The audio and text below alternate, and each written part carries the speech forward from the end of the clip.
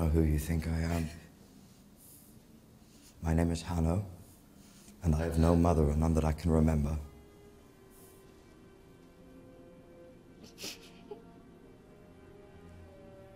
I'm so sorry. If your son were here, I feel sure he would tell you not to grieve him. For he would not be the boy that you sent away. That boy is dead. You may think I have little worth. You may think I betrayed you. But I need you to know that if you will not have your mother's love and take your father's strength, you need it. His name was Maximus Decimus Meridius, and I see him in you. Connie, hello! Congratulations on the movie and Thank you. returning to this fantastic world.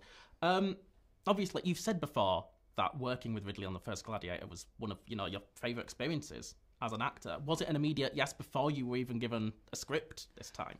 Actually, I was kind of like waiting to see what they were going to do with the script. I felt like it had been 25 years, and I knew that a lot of people were very protective of the first one, and so I really just wanted to see what had they come up with. And then, I read the script and I met with Ridley, and it was just like, oh my God, this is going to be so amazing. Yeah.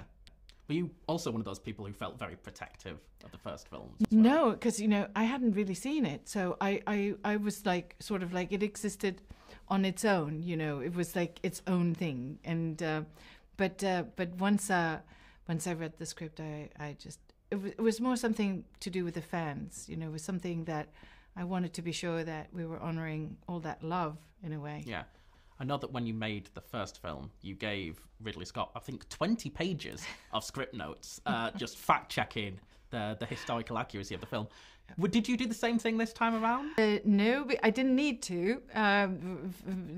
This time we had like pretty much of the history sort of like somewhere down, and then what they did was that they really wrote an incredible character. So what I did was bring with me the historical context inside of me, because Lucilla is a Republican, so I went back sort of like, and I read Tom Holland's Rubicon, where he describes in just absolutely extraordinary detail exactly what were these contrasting forces at work inside of Roman society. That were very similar to some of the same contrasts that are happening in our society today. And so it really like gave me sort of something central in the character that I could really like focus her around, in addition to her already amazing emotional life that we were setting up. But that was really like very interesting for me to do that work. I mean, having already like dove into this period before when researching for when you last played this character, I mean, was it as intense, the research this time around, or did you feel like you already had the groundwork, or were you just like rebuilding from the ground up?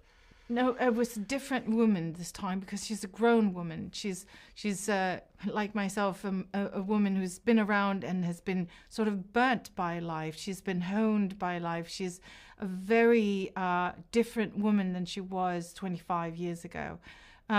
I was very inspired by, as I said, the Tom Holland book, but I was also very inspired by this one idea.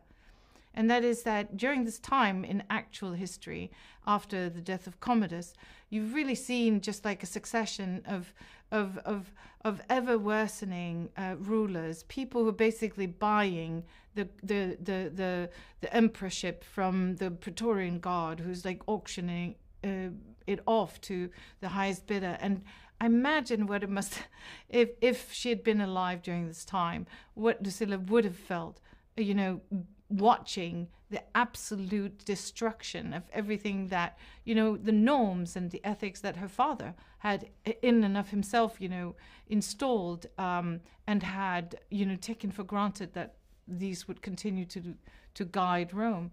And so that was like another type of heartbreak for her that I was really I really felt inspired by. You mentioned in the answer prior to that one, you know, the relevancy of this story, the parallels with today, and you've long said that, you know, the Romans of the Gladiator films are very similar to the Americans of today. I mean, do you think those parallels are like consciously there within the film?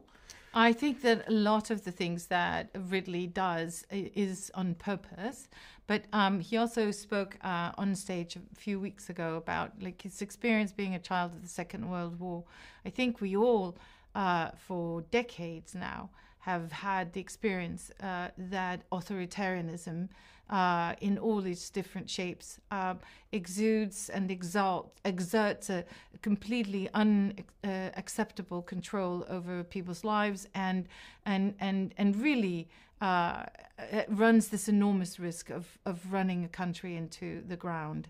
And I think that is definitely a theme that I think a lot of people, I think that's what Ridley is responding to, that he, like a lot of other people, are feeling concern and are feeling, I guess, certain anxiety about this rise in authoritarianism, even amongst ourselves. Do you think that it will strike a chord with people, for reasons other than what they expect it to, for that reason? I mean, I think this is one of the things that is amazing about films that Ridley does do. It is that there's often so many different themes at work, and he does so in a way that's never superficial. You know, he does provide a huge spectacle, but it is grounded in real concern and real interest in the issues that we confront even today. Yeah. Connie, you've said when speaking about other projects that, you know, you're often cast as the token woman within a movie. Obviously, this is a very male-dominated landscape. Do you think that Lucilla is too strong a character to just be written off as simply a token woman? I'm very pleased and very proud of the fact that they did an enormous service to Lucilla in this new iteration. They treated her story and her situation with a lot of respect, and was very happy to start engaging with Lucilla that was given so much latitude. Do you feel like women are still underrepresented in this genre? One of the things I try to do is I want to focus on solutions for women. I don't think it is good for us to continue looking at women as underdogs. It is too bad that there still is a huge amount of people who are not willing to elect a female president.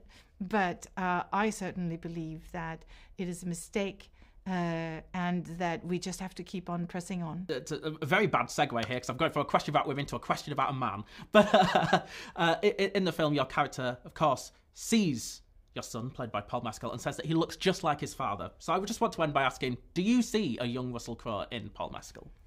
I think that one of the things that I've always thought about is, you know, there's this brawn, this intensity in Paul that I do think Russell, you know, had that's a very similar type of sort of like intensity.